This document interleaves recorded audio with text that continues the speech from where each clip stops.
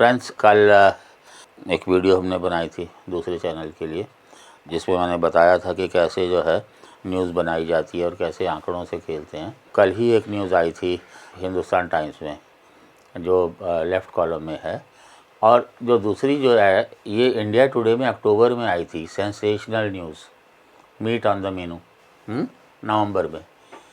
क्या कह रहे हैं कि कितने लोग हैं कुल मिलाकर के जो नॉनवेज खाते हैं। वेस्ट बंगाल में 98%, दिल्ली में 63%, है ना। तमिलनाडु में 97%, 97.8, 98 ही हो गए, ऑलमोस्ट 100 हो गए।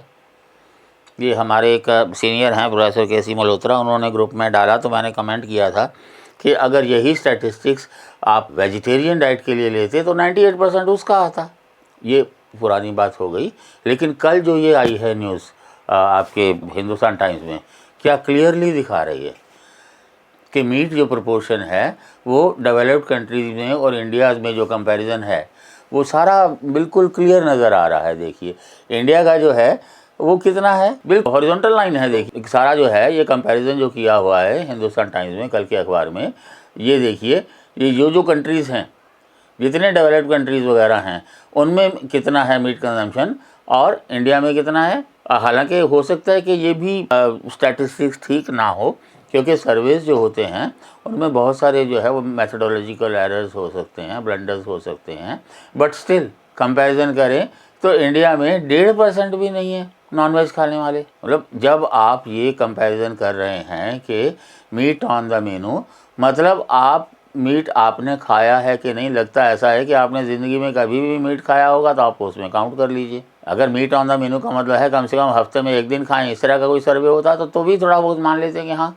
दुनिया में सबसे कम जो है वो हमारे यहाँ होता है। और IPCC की एक रिपोर्ट है लास्ट 19 की, जिसमें ये बताया गया है कि अगर सभी लोग दुनिया में वेजिटेरियन हो जाएं तो जितना कार्बन एमिशन होता है हमारा ये जो कोल है, बिजली बनाने वाले और न्यूक्लियर रिएक्टर्स, वो उन सब का जो है वो कंपनसेशन हो जाएगा। लेकिन उधर ध्यान किसी का नहीं जाएगा। एनवायरनमेंट की तरफ जो है सिर्फ कागजी कार्रवाई की जाएगी, करना धरना कुछ है नहीं।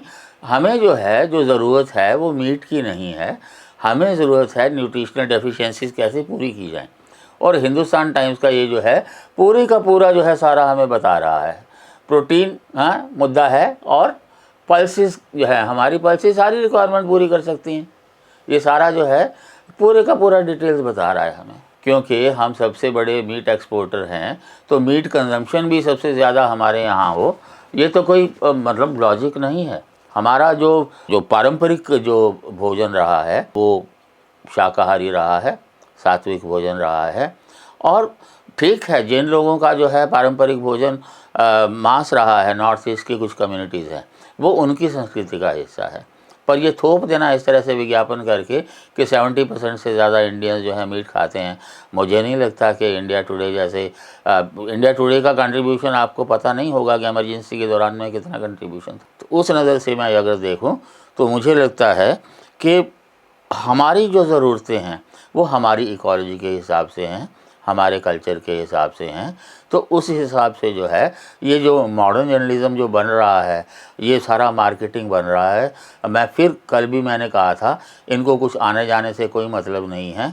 इनको जो है वो रिक्वायरमेंट थोपनी है, या तो उनकी अपनी या उनके बॉसेस की। इस तरह की खबरों पे ध्यान मत दीजिए। धन्यवाद।